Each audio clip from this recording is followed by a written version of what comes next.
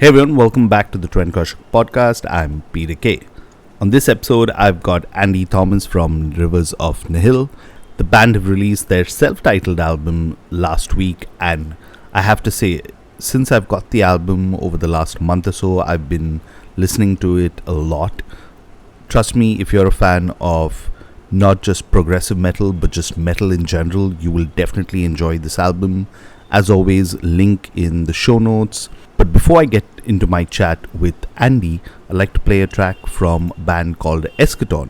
So Eschaton are a band put together by Josh Barry, and he is joined by Christian Munzner, Max Smith, Darren Keska, and Scott Bradley. And they've put out a killer technical death metal album titled Techtalitarian.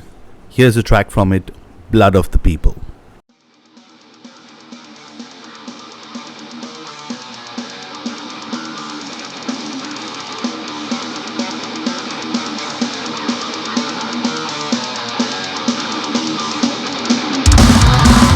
From the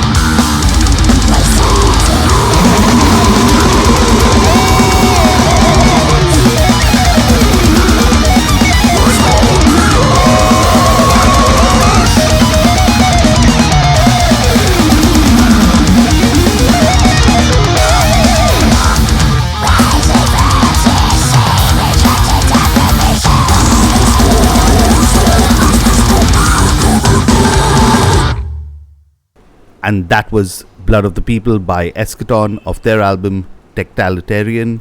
Do check it out. As always, link in the show notes. Now here's my chat with Andy Thomas of Rivers of Nihil. Hi Andy, welcome to the podcast. Nice to see you, man. Thanks for having me. Yeah, and it's great to kind of speak to you because Rivers of Nihil are one of the bands that I've been following for a while, and I'm glad there's new music out. This is actually the band's fifth album, which is self-titled, and lots to talk about that. But more importantly, it's your first album with the band. So just to start things off, how does it feel now the album is ready, close to release, and you're doing press around it? Man, it's exciting. Like I'm. It's a weird sensation because, and it's just the way the music industry is now. But the album's been done for a year, so it's very much like, in the past you might be ready to move on to another one at this point, but it's not the case. But that being said, I am very excited for people to hear it. We worked very hard on it, and I think it turned out great. So yeah, I look forward to the whole thing being out and people being able to digest it the way that we intend for them to. Yeah, very proud of it. But let's get this out of the way at the start, right? I mean, I was listening to another episode where you did, and you actually talked about being in a band with the guys pre-Rivers of Nihil, right? From that to actually being in a band and with them, and actually now releasing an album. What's that journey been like for you? Yeah, it's an ironic one. Basically, you saw that. Basically, I was in a band that was the precursor to Rivers of Nihil, and it was the three other original members of Rivers of Nihil: John Coons, Jake, and Ron Nelson. Me and this other dude, we on bass. We joined. Well, we were jamming with those guys, and I remember I wrote something in a major key, and they kicked me out. And then they got Brody and Biggs and started Rivers, and I've been a fan of that music ever since they started. And we were just friends over the years, and we toured together in other bands and stuff, and kind of just knew that over time, if they needed another guitar player, that it would be me. And here we are. Yeah, but it's been a wild journey, and like you said earlier, to have it finally be time to put an album out together is pretty cool.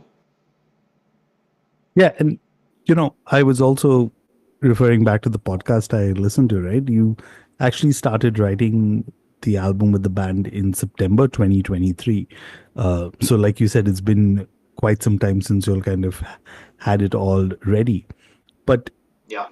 So you also kind of talked about Suborbital Blues being the first track that you all kind of wrote on the album. Yeah.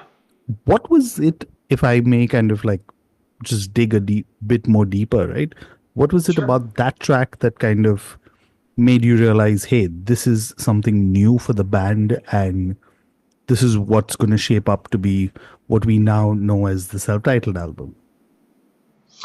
Well, I think at that time, the Suborbital Blues, it was a riff that I had laying around for a while, and I think it was actually September 2022. I had said previously that it was September 2023, so this is all my fault.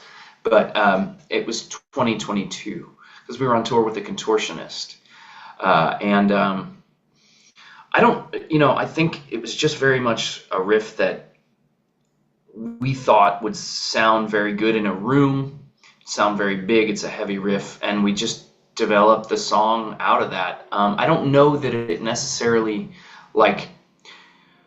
consciously shaped the trajectory of the album. I think it maybe did vocally, in that it was the first time that Rivers has had really those harmonies and stuff that Jared and I do on that song and things like that. But the album very much,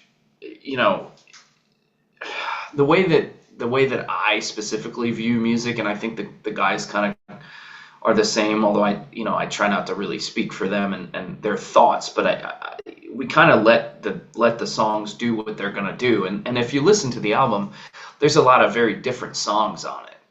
Um, I think the main thing that we were focusing on this time was just that the songs were to the point, and there wasn't a ton of fat on them or meandering stuff, and I think we succeeded at that.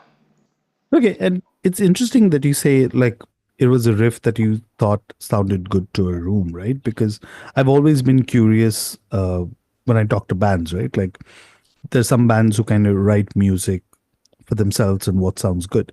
But at some point, I'm interpreting from your answer, and correct me if I'm wrong, is it's also not just about that, but also what it would sound like in general, right? And I think that does that then matter in terms of just like overall the sound? Because again, like you'll do also play festivals and stuff like that, right? And we are familiar with the term of like stadium rock or arena rock.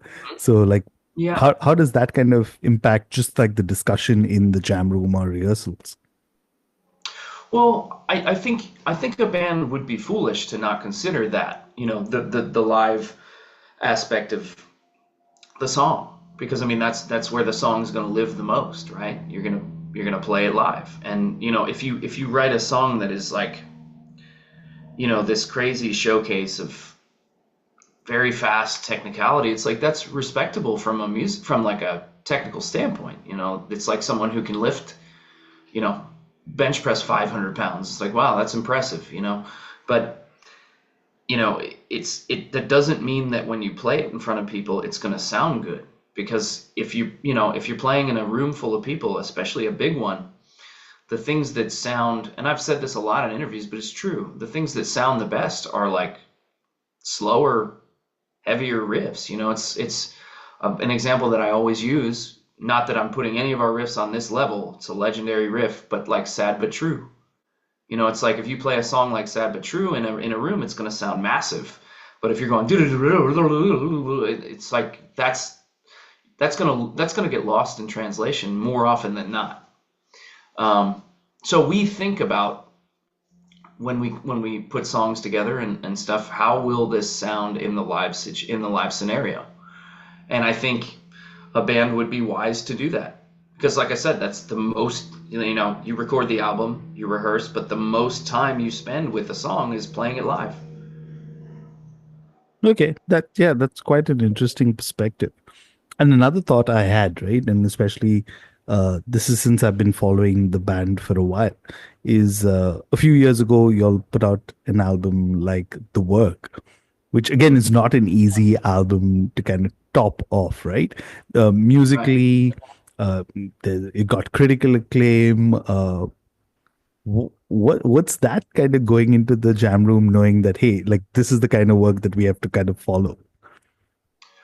Well, so as you know, I wasn't involved in the composition of the work, but the work, from my understanding, and from talking to the guys, the work was very much like for lack of a better term, it was a COVID album, because it was composed largely, with the band being locked inside their homes, and Brody specifically. So it ended up being very dense and very like self-indulgent in some ways, which I think I love when bands do that. I personally, a band that's, for when a band does like, we're going to put 80 tracks of this here, it's like, that's cool. That's cool. But again, you have to worry about the live execution. And I don't think necessarily that went into that album as much as it did with this album, although a lot of the songs on the work go over really well live. A song like Clean, that's another riff that, like, you play that in a room, it's going to sound massive. And it does. Void from which no sound escapes. Focus, there's a lot of stuff on Episode. There's a lot of stuff on that record that really translates well. But it's I think with that album, it was a lot of the songs were composed with instruments other than guitar, and then all that stuff was added later. Whereas this album, the genesis of the songs were unequivocally the guitar. Okay, cool. So I think at this point, let's play a song from the album. Uh, you've got quite a few actually, because you'll put out quite a few singles already Yeah, from the album. But which one do you think would be a great kind of indication of what you're talking about, right? And if the listeners House haven't of already Light. heard it. Let's do House of Light. Okay, why that song? House of Light is a very good, the things that I'm talking about. It's got riffs that sound massive in a room. That's another one. The verse riff to that. When we play it live, it's like, all right, cool. It's got a very big chorus. It's very dynamic. There's guitar solos. Brody and I do a guitar solo trade off. It's got a little bit of everything for you. Awesome. So if you haven't already heard it, here's House of Light.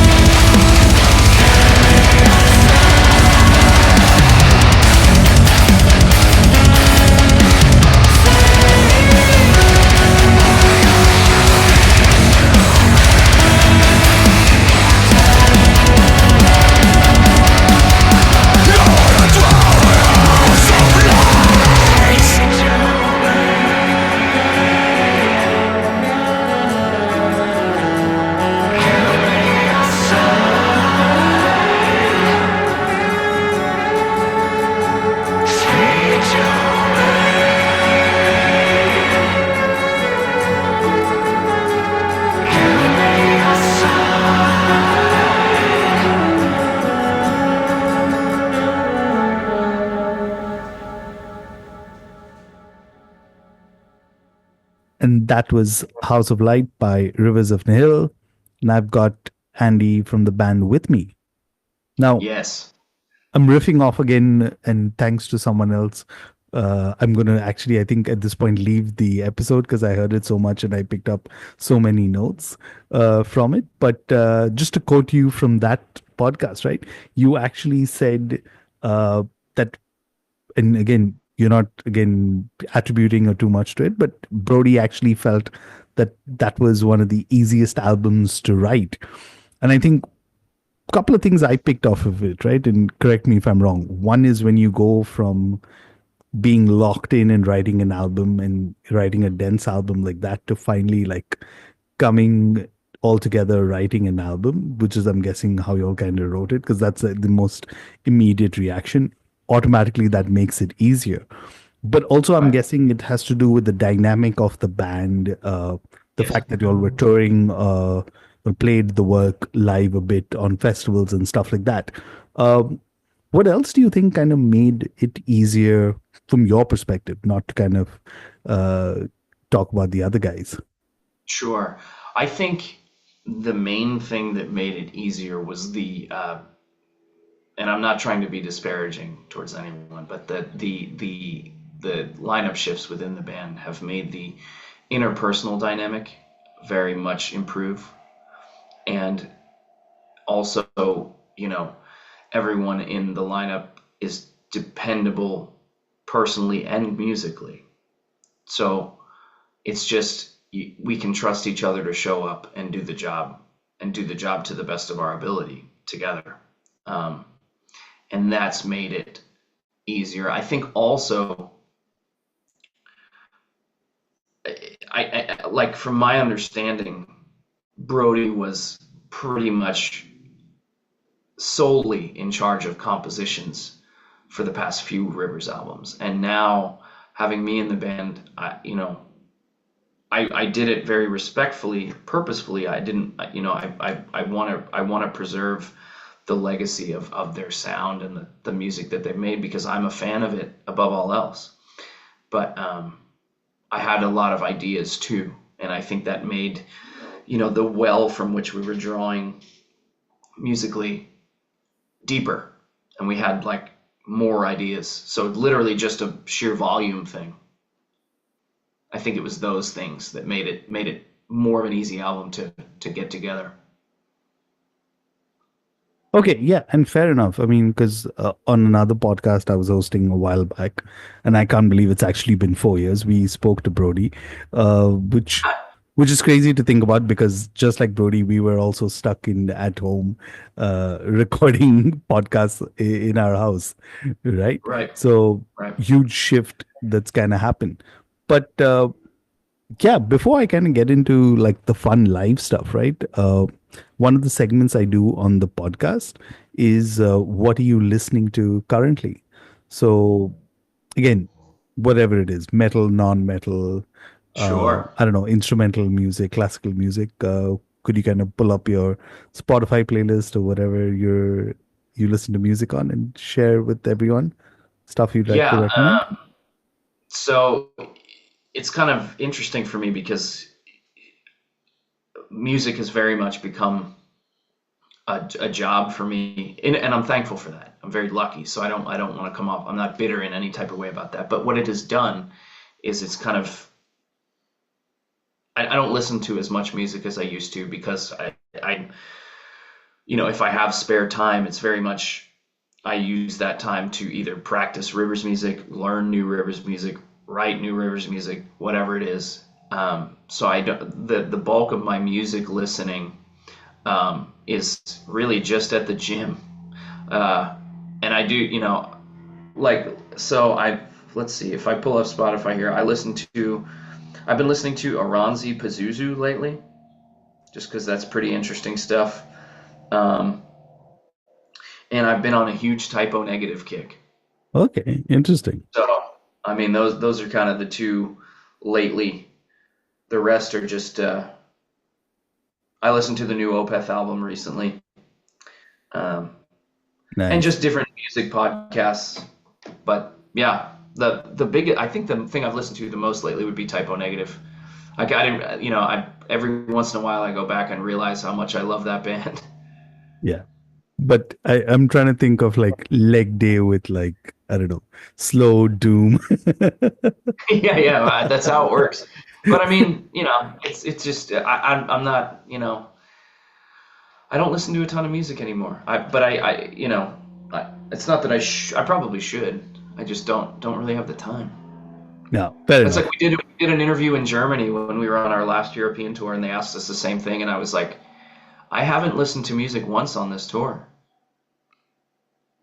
So I just, yeah, especially when you're out playing it, surrounded by it all day, it's like if I have an opportunity to listen to something, I'd like to listen to the birds chirp or something, something. Wow, so that's interesting. So when you guys are touring, traveling in the van, there's no music playing? Like, Well, I mean, in that context, we were in a tour bus, so okay, there wasn't really a ton of music playing. No, if we're in a van, yeah, there'll be music playing, but oftentimes I'll just try to tune it out. fair enough, fair enough. I mean, I totally understand where you're coming from. Um, you brought up tour, so you're a couple of weeks away from right now touring with Holy Fawn, Inter Arma, and Glacial Tomb.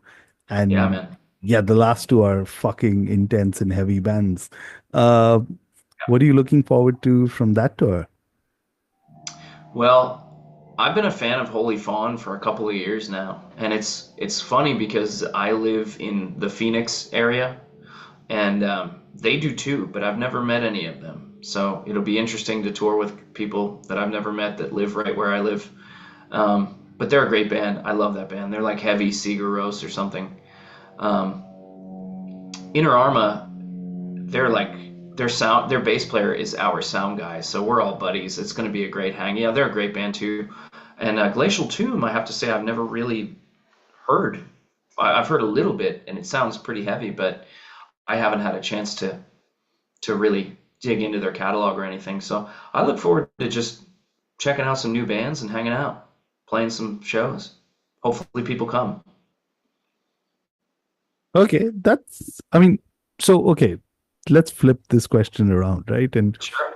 typically, when I ask people about, tour, they talk about, I don't know, meeting people and stuff like that. I'm huge into food and drink. So Yeah. one thing I've realized, considering the US is so diverse, just like here in Uh-huh. India, you've got like various cuisines and stuff like that. Yeah, yeah, And yeah. considering not only, I mean, Rivers, definitely I would call you all road warriors, considering how much y'all have been touring across. So I don't know, is there a spot or a couple of spots? I don't want to be like too picky Sure. about food you're looking to grab or places you're looking to go. Oh yeah, I mean, I definitely I'm with you on the food and drink thing. I love that. I think the best way to answer that question would be to just talk about specific cities because different cities in America have really really fantastic food. Just in general, like a food and drink scene. One of them the first one that comes to mind is Chicago. Chicago has incredible food and beer and stuff wherever you go. Um, yeah, I think Chicago might pound for pound have the best food scene in America. Um, New York, great food, obviously. Where I live in Phoenix, there's a lot of great food, great Mexican food down here and stuff. Um, Denver is another city that is just fun and great food, great beer, great scene. Um, so yeah, I do look forward to that stuff as well. You know, specific types of food. We do love Indian food a lot. I'd love to try it where it comes from. Um, just different Mediterranean foods, love, um, but also love a good steak. so so yeah, I'll definitely be checking some stuff out on this one. So I don't know if you guys are going to be touring Europe or the UK soon, We will but be this summer, yeah. awesome. Okay, so here's the thing, and I don't know how true it is. So someone fact check me in the comments or whatever, but like this is a WhatsApp forward from my dad that London has more Indian restaurants than cities in India. And I was like, what the I fuck? believe that. Well, they always tell you that, like, they tell you, that the second best place to get Indian food in the world is England. And I Yeah. think that that's probably true. We've had some very, very good Indian food in England all over. I remember there's a place across the street in Birmingham, England. There's Hmm. a bridge with the members of Black Sabbath on the bridge. Like there's a bench. It's like a tribute to them. It's very cool, for a Black Sabbath fan. Yeah. Um, right across the street was a very good Indian restaurant. I can't remember what it was called, but it was lovely, great. So yeah, England has a good Indian food scene. I mean, I Awesome. haven't had Indian food in India, so I can't really, I don't have that to compare it to, but I can say that it was delicious. Awesome. So again, I love how this kind of conversation's gone from like music to food, but I guess that's Yeah, one of the man. things that end up uniting all of us, no matter where in the world you are, Absolutely. right? Absolutely, man. Food, music, beer. Good Yeah, for stuff. sure. For sure. Okay, so before we wrap up, since you talked beer, right? Uh, Mhm.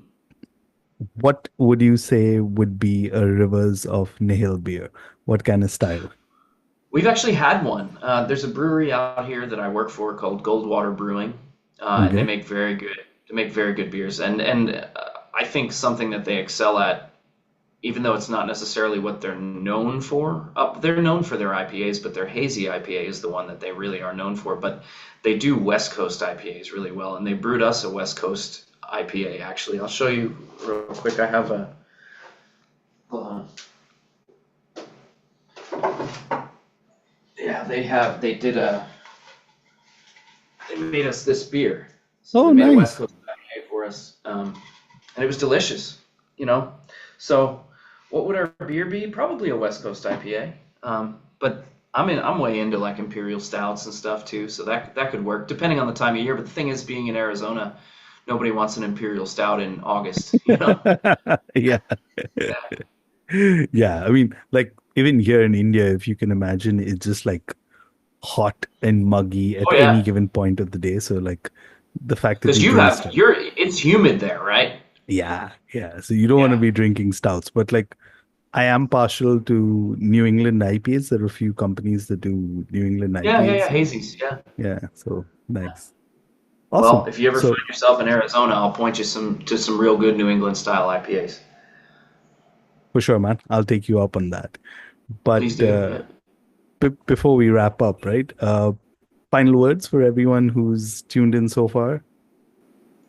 I mean, it's kind of the same thing I say every time, but it's true. It's thank you for the support over the years. I know I'm not an old man, but I'm 38 now, and I've been doing this since I was, I don't know, 25. So it's all the people that have stuck with us for the journey. It means a lot, and yeah, just very very thankful to continue to be able to do what we're doing and have more and more people come to the shows and yeah, thank you. Awesome, man. Thanks, Andy, for your time, and I wish you guys all the best. Have a great tour. Dude, same to you, my friend. I hope to meet you in person someday. And that was Andy Thomas of Rivers of Nihil. Hope you enjoyed that chat and also the single that I played from their self titled album.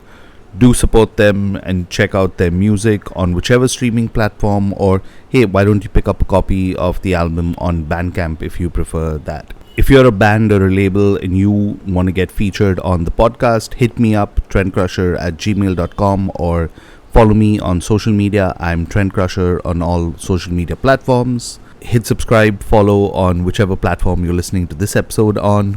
Lots more episodes coming up next week. I'll see you all very soon. Cheers.